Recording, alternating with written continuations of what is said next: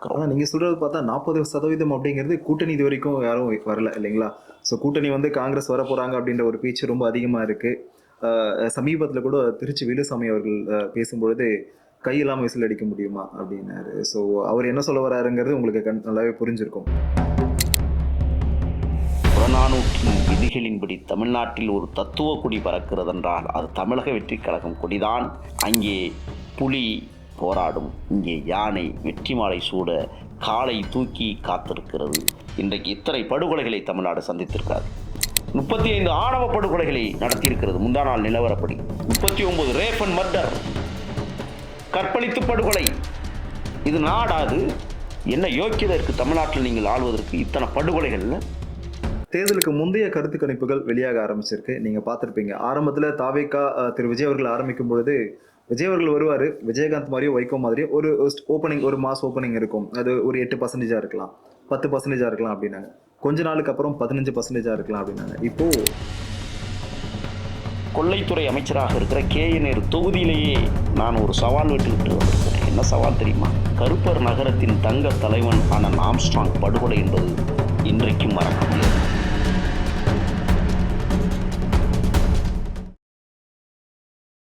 களம் டிஎன் நேயர்களுக்கு ராபின் சூர்யாவின் அன்பு வணக்கங்கள். இன்றைய நேர்காணல்ல நம்மோடு இணைந்திருக்கிறவர் தாவேகாவுடைய மாநில செய்தி தொடர்பாளர் திரு முகில் அவர்கள். அவர்கிட்ட தாவேகாவுடைய அடுத்த கட்ட நகர்வுகளை பத்தி கேட்டு தெரிஞ்சுக்கலாம் வாங்க. வணக்கம். வணக்கம். எப்படி இருக்கீங்க? நலமா இருக்கும். முன்ன விட இப்போ ரொம்ப சந்தோஷமா இருக்கிற மாதிரி தெரியுது. ஆமா, கலகலப்பு தானே அரசியல். ஒரு மாபெரும் புரட்சியை உருவாக்குவதற்கு எங்கள் தலைவர் விஜய் தயார்படுத்தி விட்டார் எங்களை. களத்திற்கு மோதுவதற்கும் போராடுவதற்கும் காலடி பதித்திருக்கிறோம். இடையில உங்களை சந்திப்பதில் நமது வலையெழுத்தத்தில் எனக்கு பேசுவதற்கு ஒரு வாய்ப்பை தந்த உங்களுக்கும் பார்வையாளர்கள் கோடிக்கணக்கான பேருக்கும் நெஞ்சார்ந்த வாழ்த்துக்களும் நன்றிகளும். நன்றி சார். எனக்குமே உங்களோட பேசுறதுல ஒரு மிகப்பெரிய சந்தோஷம். சார், நீங்கள் பல கட்சிகளுக்கு ஆதரவு தெரிவித்து பேசியிருக்கீங்க, நான் பார்த்துருக்கேன். பட் ஆனால் நீங்கள் இப்போது தாவேகாவில் இணையறதுக்கான ஒரு முக்கியமான காரணம் என்ன சார்? பொதுவாக பல கட்சிகள்னு சொல்வது தப்பு. ஈழத்தை எவரெல்லாம் ஆதரித்தார்களோ அவர்களுக்காக நாமும் ஆதரிக்க வேண்டிய சூழல் சந்தர்ப்பம் இருந்தது. ஆனால் அவர்கள் எல்லோருமே ஈழத்தை பற்றி பேசுவார்களே ஒழிய செயற்பாட்டில் ஒன்றுமே இல்லை என்பதை உணர்ந்துதான் இன்றைக்கு தமிழக வெற்றிக் கழகம்தான் சரியான தலைமை, சரியான பேரியக்கம், தமிழர்களுக்கான பொக்கிஷம் என்பதை உணர்ந்துதான் தமிழக வெற்றிக் கழகத்தில் என்னை இணைத்து கொண்டு போராடுவதற்கு களமாடுவதற்கு வந்திருக்கிறேன். ஸோ ஒரு போராட்டத்துக்காக தான் நீங்கள் தாவேகாவை தேர்ந்தெடுத்தீங்க. நிச்சயமாக. விஜய் அவர்களுடைய அந்த சந்திப்பு எப்படி இருந்தது? ரொம்ப அற்புதமான அந்த சந்திப்பு. என் மூளையில் இருந்தது என்னென்னா, ஒரு மாபெரும் மகத்தான நடிகர், அவர் தலைவராக பரிணமித்திருக்கிறார். ஆனால் புதிதாக தலைவராக பரிணமித்திருக்கிறார் என்றுதான் என் மனநிலை ஏற்றுக்கொண்டது. ஆனால் அங்கே சென்றதற்கு பிறகுதான் தெரிந்தது, இல்லை இது 33 ஆண்டு காலமாக ஒரு தலைமையை உருவெடுத்திருக்கிறார், உருவாக்கி கொண்டு வைத்திருக்கிறார் என்றால் இது பழம்பெரும் அரசியல் தன்மையுடைய மகத்தான தலைவராக விஜயை பார்த்ததற்கு பிறகுதான் உணர முடிந்தது. ஆக அவர் என்னிடத்திலே சொன்னார், 33 ஆண்டுகளுக்கு முன்பே 1.5 லட்சம் குழந்தைகள் பால்பன் திட்டத்தை நான் கொண்டு வந்திருக்கிறேன். காலமெல்லாம் உழைத்து ஓடாய் தேய்ந்து போன எம் மக்கள் குழந்தைகளை பெற்றெடுத்து வறுமையில் வாடுகிற போது எலும்புகளும் தோளுகளும் மட்டுமே மிச்சமாயிருக்கிற என் தாயுள்ளங்களின் மார்புகளில் இருந்து பால் சுரப்பிகள் சுரக்காத தருணத்தில் பச்சிளம் குழந்தைகள் பசியால் வாடுகிற போது அந்த குழந்தைகளுக்கு நாம் ஒரு தகப்பனாக இருக்க வேண்டும் என்று கருதி 1.5 லட்சம் குழந்தைகளுக்கு பால்பன் திட்டத்தை முதலில் தமிழ்நாட்டில் உருவாக்கிய மாபெரும் மகத்தான மக்கள் தலைவராக தன்னுடைய 17 வயதில் பக்குவம் அடைந்திருக்கிறார். ஆயிரக்கணக்கான மகளிர்களுக்கு தையல் இயந்திரங்களை உருவாக்கி, கட்டடங்களை உருவாக்கி, அங்கே ஆயிரக்கணக்கான பெண்களுக்கும் பயிற்சி கொடுத்து அவர்களுடைய வாழ்வாதாரத்தை உயர்த்துவதற்கும் துணை நின்றிருக்கிறார். எங்கெல்லாம் அடக்குமுறைகள் நிகழ்கிறதோ அங்கெல்லாம் ஓடி சென்று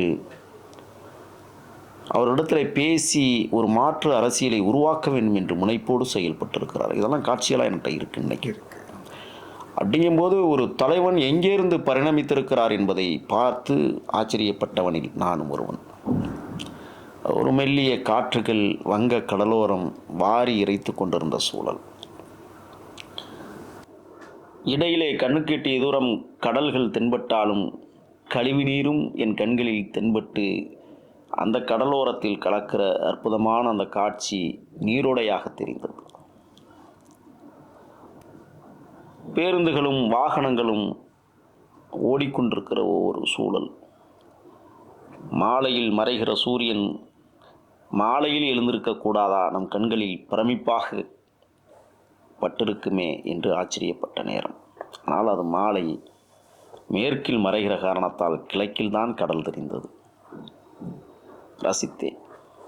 இளையராஜாவின் மென்மையான தாலாட்டுக்கள் என்னை அறைக்குள் அழைத்தது. அமைதியாக ஒரு 5 நிமிடங்கள். கதவுகள் திறக்கப்பட்டது. காத்திருந்த கண்கள், கோடி கண்கள் பார்ப்பதற்கு தவம் இருக்கிற சூழலில் என் கண்களும் ஒரு மாபெரும் தலைவன் மீது படர்ந்தது. மெல்லிய சிரிப்போடு என்னை ஆரத்தழுவி கட்டிப்பிடித்து இறுக அணைத்து கொண்டு, நீங்கள் வந்ததில் மகிழ்ச்சி அடைகிறேன், வருவீர்களா என்கிற சந்தேகம் எனக்கு இருந்தது என்று சொன்னார். உடைய களம் பெரிதானது, மகத்துவமானது, உங்களை பற்றி நான் நிறைய கேள்விப்பட்டிருக்கேன் சொன்னார். அவரிடத்திலே சொன்னேன், அண்ணா, உங்களை நான் சந்தித்து விட்டு தான் சந்தனக்காட்டிக்கே பயணமாயிருக்கிறேன். நான் ஒரு உணவகத்தில் தலைமுறை வாழ்க்கை நடத்துகிற போது சம்சா, சோளப்பொரி, headlight, ice cream, cool drinks, Limca, Gold Spot, Seven Up, Thums Up, Pepsi, Coca Cola, Maaza, Mirinda, lemon, ஆரஞ்சுன்னு அன்னைக்கு மெனுக்கார்டு இல்லாத காலங்களில் நான் ஒரு சப்ளையராக வேலை செய்து தலைமுறைவாக இருந்த சூழலில் பாலாஜி பவன் என்கிற உணவகத்தை நீங்கள் 11/3/1999 அன்று திறந்து வைக்க வந்தீர்கள். நீங்கள் அப்பொழுது ஒரு 10-15 படங்கள் நடித்திருந்த காலகட்டம். இயக்கம் எனக்கு இட்டிருக்கிற கட்டளை, புகைப்பட ஆதாரங்களில் எங்கும் சிக்கிவிடக்கூடாது என்பதற்காக உங்களோட புகைப்படம் எடுக்காமல் ஒளிந்து கொண்டு உங்களை ரசித்திருக்கிறேன் அண்ணா என்று சொன்னேன். ரசித்து கேட்டுவிட்டு சொன்னார், அந்த ஹோட்டல் இன்னும் இருக்கிறதா என்று கேட்டார். இல்லை, இடித்து விட்டு வேறொரு கட்டடம் உருவாகி இருக்கிறதண்ணா என்று சொன்னேன். ஞாபகம் வச்சிருக்கிறீங்க அப்படியே என்று சொன்னார். எதையும் மறந்து விடாத தருணம் இருக்கிறதண்ணா. உங்களை 2வது முறை சந்திக்கிற வாய்ப்பை நீங்கள் எனக்கு கொடுத்திருக்கிறீர்கள். இதயமெல்லாம் பூரிப்போடு உங்களை சந்திக்க வந்திருக்கிறேன் என்று சொன்னேன். பெருமகிழ்ச்சி அடைந்து உட்கார வைத்து அழகு பார்த்து பேசத் தொடங்கினார். பேசினோம், அரசியல் பேசினோம், வரலாறை கதைத்தோம். அவர் சொன்னார் என்னிடத்திலே, உங்களுடைய முழு காணொளிகளையும் நான் பார்த்து ரசித்திருக்கிறேன். நான் பேச நினைக்கிறத நீங்கள் பேசி வச்சுருக்கீங்க. என் மனசில் எதெல்லாம் ஓடுதோ அதெல்லாம் நீங்கள் கருத்தாக சொல்லியிருக்கீங்க. எனக்கு ரொம்ப பிடிக்கும் உங்கள் தமிழ், உங்களுடைய கருத்துக்கள், ஆவேசம், ஆக்ரோஷம், இந்த மண்ணின் மீது நீங்கள் வைத்திருக்கிற பாசம், மக்களின் மீது கொண்டிருக்கிற பேரன்பு என்று என்னிடத்திலே பேசி உரையாடினார்.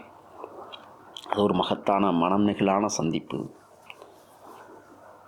இடையிலே சொன்னார், உங்களுக்கு பெரும் கோபம் இருப்பதை நான் உணர்கிறேன் என்று சொன்னார். பெருங்கோபத்தின் விளைவுதான் அதிகபட்ச வார்த்தையாக அசிங்கமாக அயோக்கிய பயலுக என்று சொல்லுவேன் அண்ணா என்று சொன்னேன். தமிழக வெற்றி கழகத்தில் அதை கூட தவிர்க்க வேண்டும். எதிரிகளும் துரோகிகளும் நம்மை சூழ்ந்திருக்கிறவர்களை பற்றி பேசுகிற போது கூட நாம் அவர்களுக்கும் மரியாதை கொடுக்க வேண்டிய இயக்கமாக தமிழக வெற்றி கழகம் இருக்கிறது என்று என்னிடத்திலே சொல்லுகிற போது நான் ஆச்சரியப்பட்டேன். இப்படி ஒரு தலைமையா, இப்படி ஒரு தலைவனா இன்றைக்கு மற்ற தலைமைகளை நாம் பார்க்க முடிகிறது.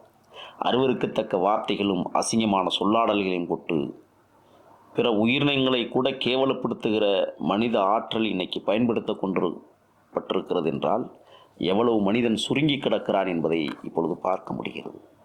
இப்படி ஒரு சுருங்கலுக்கு இடையே ஒரு நெருக்கமாக எல்லா உயிரினங்களையும் நாம் தனதாக்கி கொள்ள வேண்டும் என்று அடிப்படையில் தான் பிறப்புக்கும் எல்லா உயிருக்கும் என்கிற வள்ளுவனின் வாக்கை தத்துவமாக இன்றைக்கு தமிழ்நாட்டிற்கு வழங்கி தந்திருக்கிற பேர் இயக்கமாக தமிழக வெற்றி கழகம் தமிழ்நாட்டில் பவனி வர துடிக்கிறது. ஆக வள்ளுவனின் வாக்கை தத்துவம் என்னை இழுத்திருக்கிறது. ஆகையால் தமிழக வெற்றி கழகத்தில் என்னை இணைத்தேன் என்று சொல்வதை காட்டிலும் சிவப்பும் மஞ்சளும் பொருத்திய 2 வண்ணக் கொடிகள் ஈழ தாயகத்தில் தான் பறந்து கொண்டிருக்கிறது. அதே நிறக்கொடியானது இன்றைக்கு புறநானூற்றின் விதிகளின்படி தமிழ்நாட்டில் ஒரு தத்துவ கொடி பறக்கிறதென்றால் அது தமிழக வெற்றி கழகம் கொடிதான் என்பதை உணர்ந்திருக்கிறேன். அங்கே புலி, போராடும். இங்கே யானை வெற்றி மாலை சூட காலை தூக்கி காத்திருக்கிறது. அங்கே களத்தில் நின்று போராடி அவன் கண்ணயர்ந்து உறங்குவதற்காக பூமிக்குள் விதைக்கப்படுகிற போது காலடியில் காந்தல் மலரை சூடி கண்ணீர் ததும்ப அவனது நினைவாளைகளை போற்றுவோம். ஆனால் இங்கே காந்தல் மலரை சூடுகிற இடத்தில் நீ வெற்றி பெற்றிருக்கிறாய், அயர்ந்து உறங்கு, நான் வந்து உன்னை பார்க்கிற போது என் மூச்சு காற்றுகள் கூட உன்னை தொந்தரவு செய்துவிடக் கூடாது என்பதற்காக அமைதியாக நின்றுவிட்டு நான் அந்த இடத்தை கடந்து வருகிற போது வா, வாகை மலரை கொண்டு வந்திருக்கிறேன், நீ வெற்றி பெற்று விட்டுதான் இந்த வீர மண்ணில் நீ உறங்கிக் கொண்டிருக்கிறாய் என்பதை உணர்த்துவதற்கு தலைவர் அவர்கள் வழங்கி தந்திருக்கிற கொடியில் வாகை மலரை சூடியிருக்கிறார். ஆக ஒரு புறநானூற்றின் விதிகள் பேசப்பட்டு கொண்டிருக்கிறது என்பதை உணர்ந்துதான் நான் தமிழக வெற்றி கழகத்தில் இணைந்தேன். இதைவிட சிறப்பு என்னவென்றால் 2 மாதங்களுக்கு முன்பே விசில்தான் நமக்கு சின்னமாக வரும் என்று நான் ஒரு வலையொலித்தளத்திலே அந்த விசிலுக்கான வரலாற்றை, ரோமாபுரியில் விசிலை எப்படி பயன்படுத்தினார்கள், ருத்வேனியாவிலே எப்படி விசிலை பயன்படுத்தி இருக்கிறார்கள், ஸ்பெயினில் எப்படி விசில் உருவாக்கப்பட்டது என்றெல்லாம் ஒரு பெரிய நீண்ட நெடிய வரலாறை நான் சொல்லுகிற போது சொன்னேன். விசில் தமிழர்களின் புதிய கண்டுபிடிப்பு அல்ல, பழைய கருவி. அங்கிருந்து தான் அவன் இசையை தொடங்கினான் என்று ஆள்காட்டி விரலையும் கட்டை விரலையும் மடித்து நாக்குக்குள் மடித்து ஊதுகிற அந்த காற்றின் வெளிப்பாடு ஓசையாக வருகிற போது, இல்லை இசையாக வருகிற போது இந்த விசில் சத்தம் விண்ணை பிளக்கிற அளவிற்கு எழும். அப்படி ஒரு விசில் எச்சரிக்கையாகவும் இருக்கும், பிறரை அழைப்பதற்காகவும் இருக்கும், ஆபத்தை உணர்த்துவதற்காக இருக்கும் என்ற ஒரு நீண்ட நெடிய வரலாறை அந்த விசிலுக்கு நான் ஒரு மிகப்பெரிய ஆய்வை நான் சொல்லியிருந்தேன். ஆனால் இன்றைக்கு விசில் கிடைத்திருக்கிறது. நான் தத்துவஞானி அல்ல, with malice toward none with சேட்டிஃபி ஃபாரல். நான் ஒன்றும் காசாகரித்து வாயல்ல. ஆனால் என் மனதில் தோன்றியதை நான் பேசினேன். அது இன்றைக்கு சின்னமாக வந்திருக்கிறது. நான் இப்பொழுது நமது வலையொலித்தளத்தின் ஒரு ஞானோதயத்தால் சொல்லுகிறேன். தமிழக வெற்றி கழகம் தமிழ்நாட்டில் புதிய ஆட்சியை உருவாக்க காத்திருக்கிறது. தலைவர் விஜய் முதல் கையொப்பம் இடுகிற அந்த பச்சை மை பேனா என் கண்ணுக்கு முன்னால் வந்து வந்து செல்கிறது. செயின்ட் ஜார்ஜ் கோட்டை எங்கள் விஜயின் கோட்டையாக விரைவில் களமாட இருக்கிறது. பொறுத்திருங்கள். இதில் என்ன அப்படின்னா, விஜய் அவர்களுடைய தலைவர் விஜய் அவர்களுடைய உங்கள் தலைவர் விஜய் அவர்களுடைய அந்த கண்ணியம் அப்படிங்கிறது நம்ம எல்லாருக்குமே தெரியும். அதில் எந்த மாற்று கருத்துமே கிடையாது. பட் ஆனால் விர்ச்சுவல் வாரியர்ஸ் அப்படி இருக்காங்க நீங்கள் நினைக்கிறீங்களா? ஐயோ தம்பிகள் சாதாரணமானவங்க இல்லை. நான் விர்ச்சுவல் வாரியர்ஸ் அலுவலகம் போயிருந்தேன். இந்த அலுவலகம் எப்படி தெரியுமா இருக்கும்? நான் பிறந்த புண்ணிய தலம் கூட அங்கே பெயர் பலகை இருக்கிறது. இந்த ஊரில் எத்தனை கிராமவாசிகள் இருக்கிறார்கள், எத்தனை பேர் மருத்துவர்களாக இருக்கிறார்கள், எத்தனை பேர் ஆசிரியர்களாக இருக்கிறார்கள் என்ற துல்லியமான கணக்கு பதிவை வைத்து மிகப்பெரிய வரைபடத்தை ஒரு அறை முழுக்கவே வைத்திருக்கிறார்கள். அவர்கள் என்னிடத்திலே சொன்னார்கள், ஒரு சுற்று வாருங்கள், உங்களுக்கு புரியும் இந்த வரைபடங்கள் என்று சொன்னார்கள். நான் போய் பார்க்கிற போது ஆச்சரியப்பட்டு போனேன். நான் வாழ்ந்த சந்தனக்காடுகள் எந்த மலை குன்று எந்த இடத்தில் இருக்கிறது, அங்கே இப்பொழுது என்ன இருக்கிறது என்பதை கூட துல்லியமாக கணித்து வைத்திருக்கிற வாரியர்ஸ் படை சாதாரண படை அல்ல. இன்றைக்கு எதிரிகள் தூள் தூளாக்குவதற்கு அல்லது பிரமித்து போய் கிடப்பதற்கு வாரியர்ஸ் படை எங்கள் தலைவர் விஜய் உருவாக்கியது என்பது சாதாரணமானதல்ல. மகத்துவம் சேர்க்கிற மாபெரும் புரட்சி படையாக இன்றைக்கு வாரியர்ஸ் தம்பிகள் களத்தில் வாரிசுகளாக இறக்கி விடப்பட்டிருக்கிறார்கள். நீங்க சொல்றதை பார்த்தா ஒரு புறநானூற்று படையை உருவாயிருக்கு. ஆமா. பட் ஆனால் அந்த கண்ணியமான வார்த்தைகள் அப்படிங்கிறது உங்ககிட்ட இருக்கு நீங்க நினைக்கிறீங்களா? நீங்க பார்த்துருக்கீங்களா சமூக வலைத்தளங்கள்ல? நிச்சயமாக தலைவர் ரொம்ப இல்லை, ஏன்னா நீங்க சொன்னீங்க வார்த்தைகளை கண்ணியம் தேவை அப்படின்னு ரொம்ப தெளிவாக சொல்லியிருக்காரு. நான் அயோக்கியன் பேசுறத கூட அவர் வேண்டாம் அப்படின்ற மாதிரி சொல்லியிருக்காருன்னு சொன்னீங்க. ஏன்னா விஜய் அவர்களுடைய அந்த கண்ணியத்து மேலே நமக்கு எந்த விதமான மாற்று கருத்துமே கிடையாது. பட் ஆனால் விர்ச்சுவல் வாரியர்ஸ் பேசும்பொழுது, இன்னுமே சமூக வலைதளங்களில் பேசும்பொழுது ஒரு சில விஷயங்களை நான் பார்த்துருக்கேன். ஸோ அவங்களுடைய அந்த வார்த்தைகள் ரொம்ப கடுமையாக இருக்கும். ஏன்னா ஏற்கனவே இப்படிப்பட்ட அரசியலை நம்ம பார்த்துட்டோம். இது வேண்டாம் அப்படின்றத நம்ம ஒரு மக்கள் என்ன பண்ணாங்கன்னா புதுசாக ஒரு சக்தியை தேடுறாங்க. ஸோ மறுபடியும் அந்த அரசியல் தொடரக்கூடாதுங்கிறது எல்லாருடைய எதிர்பார்ப்பாக இருக்கும். இல்லை, நீங்கள் கேட்குறது நியாயமான கேள்வி. விர்ச்சுவல் வாரியர்ஸில் என்ன செய்கிறாங்கன்னு சொன்னால், கிராமங்களில் கைபேசியை வைத்துக்கொண்டு இயங்கக்கூடியவர்கள் விர்ச்சுவல் வாரியர்ஸோடு தொடர்பில் இருந்து கொண்டு அவர்கள் என்ன செய்யறாங்கன்னா அவங்களும் விர்ச்சுவல் வாரியர்ஸாக மாறிடுறாங்க. அப்போ கிராமத்தில் இருக்கிற கைபேசி விர்ச்சுவல்ஸை இன்னும் தத்துவ பாடங்கள் எடுக்காமல் தான் எங்களுக்கு, ஏன்னா களம் கிட்டத்தில் நெருங்கி இருக்கிறதுனால அவங்களுக்கெல்லாம் இன்னும் போதிய பயிற்சி கொடுக்க முடியாத ஒரு சூழலில் நாங்கள் நின்றுருக்கிறோம். தம்பிகள் வந்து தனியாக கைபேசி வைத்திருப்பவர்கள், அவர்கள் பதிவுகளை இடுகிற போது எதிரிகள் தீர்மானிக்கிறார்கள் அது போன்ற பதிவுகளை. நீங்கள் கூர்ந்து கவனிக்கணும்.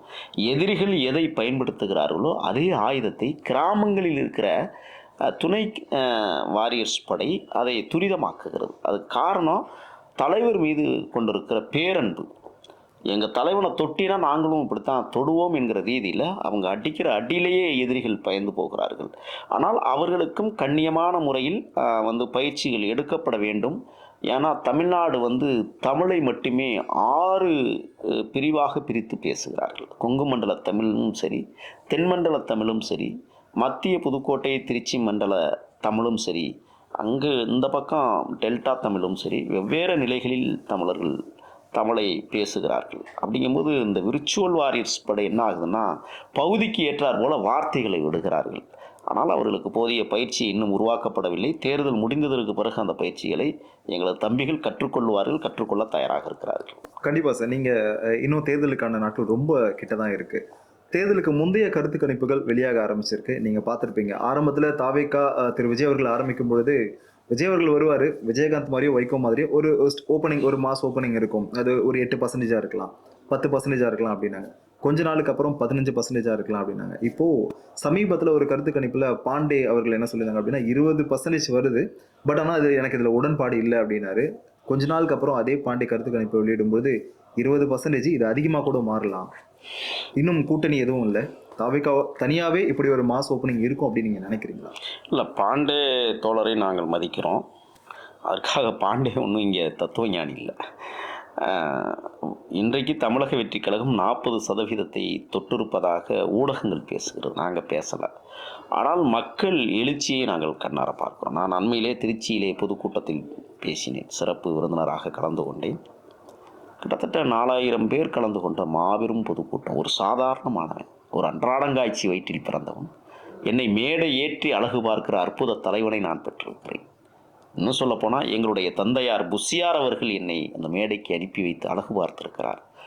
அப்படிங்கும்போது பாருங்க, மக்கள் வெள்ளம் திருச்சியில் ஒரு மாநாடை போல ஒரு சாதாரணமானவன் பேசுகிற பேச்சை கேட்பதற்காக வந்தவர்கள் அனைவரும் விசிலை எடுத்து கொண்டு வந்து விட்டார்கள். நான் பேச தொடங்குகிற நான் முதல் பொதுக்கூட்டம். என் வாழ்க்கையில் நான் மேடைகளில் பேசிய வரலாறே கிடையாது. நான் வலைவழித்தளங்களில் பேசக்கூடியவன். மேடை பேச்சு என்பதே வேறு. ஆனால் நான் அங்கே பேச தொடங்கியதும் மக்களிடத்திலே ஒரு எதிர்பார்ப்பு இருந்தது. நான் அந்த இடத்தை நான் பூர்த்தி செய்ய வேண்டிய பொறுப்பும் கடமையும் எனக்கு இருந்த காரணத்தால் தொகுதிக்குள் என்ன பிரச்சனை, யார் தற்பொழுது சட்டமன்ற உறுப்பினர் என்றால் கொள்ளைத்துறை அமைச்சராக இருக்கிற KNR தொகுதியிலேயே நான் ஒரு சவால் விட்டு வந்திருக்கிறேன். என்ன சவால் தெரியுமா? நாங்கள் பாதிக்கப்பட்டவர்களின் பக்கம் நிற்கிறோம். ராமஜெயத் பாதிக்கப்பட்டவர் குடும்பம், அவர்களின் பக்கம் நிற்கிறோம். மரியாதைக்குரிய அமைச்சர் அவர்களை, நீங்கள் யார் பக்கம் நிற்கிறீர்கள்?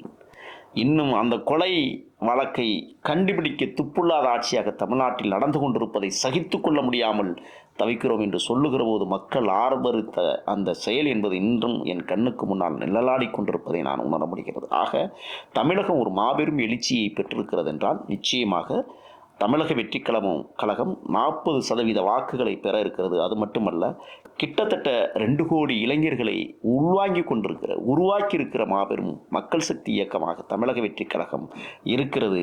தீய சக்திகளை அழிப்பதற்கு தூய சக்திகளாக நாங்கள் உருவெடுத்திருக்கிறோம். இந்த கருத்து கணிப்பை எங்கள் தலைவர் அழகாக சொன்னாங்க. அது கடுப்பு திணிப்பு என்று அழகாக சொல்லியிருக்கிறார். ஆகையால் கடுப்பு திணிப்புகளுக்கெல்லாம் நாங்கள் கருத்து வழங்காமல் களத்தில் இருக்கிறோம். ஆனால் நீங்கள் சொல்கிறது பார்த்தா 40% அப்படிங்கிறது கூட்டணி இது வரைக்கும் யாரும் வரல இல்லைங்களா? ஸோ கூட்டணி வந்து காங்கிரஸ் வர போகிறாங்க அப்படின்ற ஒரு பேச்சு ரொம்ப அதிகமாக இருக்குது. சமீபத்தில் கூட திருச்சி வேலுசாமி அவர்கள் பேசும்பொழுது கையெல்லாம் விசில் அடிக்க முடியுமா அப்படின்னாரு. ஸோ அவர் என்ன சொல்ல வராருங்கிறது உங்களுக்கு நல்லாவே புரிஞ்சிருக்கும். ஸோ ஆனால் கூட்டணி இல்லாமலே 40% அப்படிங்கிறது எந்த அளவுக்கு சாத்தியம்னு நீங்கள் நினைக்கிறீங்க? இல்லை, மக்களிடத்தில் நான் சொல்கிறேன், 8029 படுகொலைகள் நேற்று மாலை 6 மணி நிலவரப்படி இந்த 5 ஆண்டு கால அயோக்கியத்தனமான ஆட்சி. ஸோ இந்த 5 ஆண்டு காலங்களில் 8000க்கு மேலே படுகொலைகள். அதில் கருப்பர் நகரத்தின் தங்க தலைவன் அண்ணன் ஆம்ஸ்ட்ராங் படுகொலை என்பது இன்றைக்கும் மறக்க முடியாது. ஒரு பேராற்றல் மிகுந்த பெரும் தலைவனை இழந்து தவிக்கிறது தமிழ்நாடு. கொலையாளிகள் யார் என்பதை கண்டுபிடிக்கிற காவல்துறைக்கு தெரியும் எப்படி இது நடந்தது என்று. ஆனால் இன்றைக்கு உச்சநீதிமன்றத்தில் போய் அந்த தலைவனை கொன்றவர்களை மக்களுக்கு தெரிவிக்க வேண்டிய பொறுப்பில் இருப்பவர்கள் உச்சநீதிமன்றத்தில் போய் இந்த வழக்கை நிர்மூலமாக்குவதற்கு 3 முறை தடை ஆணை வாங்கி வருகிறது தமிழ்நாடு அரசு. அது ஒரு புறம் இருக்கட்டும். ஸோ தமிழ்நாடு போயிட்டு தடை ஆணை வாங்குறாங்க. சிபிஐ விசாரணையே கூடாது என்கிறார். இதுக்கான ஆதாரம் இருக்குங்களா? இருக்கு. உச்சநீதிமன்றத்தில் 3 முறை இது உச்சநீதிமன்றமே சொல்லியிருக்கு, நிறுத்தி வையுங்கள் என்று சொல்லியிருக்கிறது, முடித்து வையுங்கள் என்று சொல்லவில்லை, நிறுத்தி வைங்க அப்படின்னு சொல்லி. ஆக அது மட்டும் இல்லை, நீங்கள் இன்னொரு செய்தியை நான் சொல்லுகிறேன். கள்ளக்குறிச்சி கனியாமூர் ஸ்ரீமதி என்கிற ஒரு மரணம், ரொம்ப தெளிவாக சொல்லணும்னு சொன்னால் திமுக ஆட்சியினுடைய முதல் தொடக்கம் அதுதான். ஸ்ரீமதியுடைய மரணம். அதில் என்ன செஞ்சாங்கன்னா, ஏன்னா அந்த வழக்கில் நானும் குற்றவாளியாக சேர்க்கப்பட்டிருக்கிறேன். நானும் வலைவழித்தரங்களில் பேசியதற்காகவே நான் குற்றவாளியாக்கப்பட்டு காவல்துறை மூலமாக விசாரிக்கப்பட்டிருக்கிறேன். அதுக்கான சம்மன் எனக்கு கொடுக்கப்பட்டது. நான் ஆசராயிருக்கிறேன். ஒரு செய்தியை நான் உங்களுக்கு சொல்கிறேன். இந்த அரசு எவ்வளவு மோசமான போலித்தனமான அரசாக இருக்கிறது என்பதை பறைசாற்ற கடமைப்பட்டிருக்கிறேன். அந்த தங்கை ரேஃபன் மர்டர் 100% எங்களால் நிரூபிக்க முடியும். ஆனால் சிபிசிஐடி உடனடியாக நியமித்து, அது ஒரு போலித்தனமான சிபிசிஐடி, வெக்கங்கட்ட சிபிசிஐடி, மானமில்லாத சிபிசிஐடி என்ன செய்தார்கள் என்றால், ஒரு குழந்தை அவர்கள் பார்வையில் தற்கொலை செய்து கொள்கிறது என்றால் 3வது மாடியிலிருந்து குதிக்கிறாள் என்றால் அது அவள் மனம் சார்ந்தது. நாம் எந்த இடத்தில் குதித்தால் தற்கொலை செய்து கொள்வோம் என்று எண்ணுகிறது ஒரு குழந்தை, அதுதான் விதியாக இருக்க முடியும். ஆனால் இவர்கள் என்ன செய்தார்கள் என்றால், பொம்மையை தூக்கி மனிதன் வீசினான். காவல்துறை வீசியது. பொம்மைக்கு அறிவு இருக்கிறதா? பொம்மைக்கு அறிவாற்றல் இருக்கிறதா? பொம்மைக்கு நினைவாற்றல் இருக்கிறதா? இந்த அயோக்கியத்தனமான விசாரணை என்பதே அந்த வழக்கை இழுத்து மூடுவதற்கு சிபிசிஐடி இன்றைக்கும் களத்தில் இருக்கிறது. அதற்கு வக்காலத்து வாங்குகிறது தமிழ்நாடு அரசு. அந்த வழக்கை கள்ளக்குறிச்சி நீதிமன்றத்தில் தற்கொலைதான் என்று நீதியரசர் தீர்ப்பளித்திருக்கிறார்.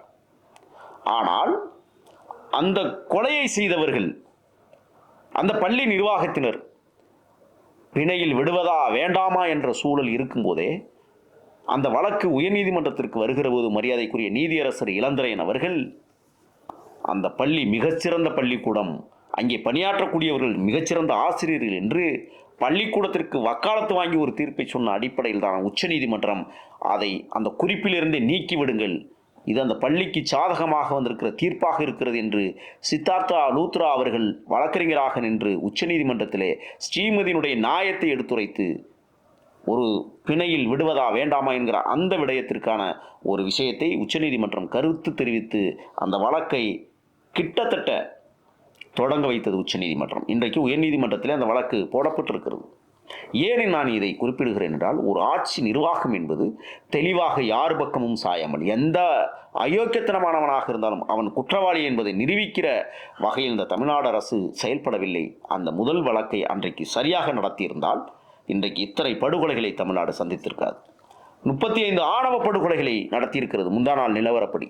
விழுப்புரத்துக்கு பக்கத்தில் ஒரு பொண்ணு படுகொலை செய்யப்பட்டிருக்கிறார். ஒரு தாழ்த்தப்படுத்தப்பட்ட பெண்ணை படுகொலை செய்திருக்கிறார்கள் ஆணவ படுகொலையால். இதுவரை ஆணவ படுகொலைக்கு சட்டம் உருவாக்குங்கள் என்று அதனுடைய கூட்டணி கட்சியிலே போராடி கொண்டிருக்கிற போது இதுவரை தனிநபர் ஆணையத்தை நியமித்திருக்கிறது தமிழ்நாடு அரசு என்றால் கேலி கூத்தாக்குகிறது ஆணவ படுகொலைகளை.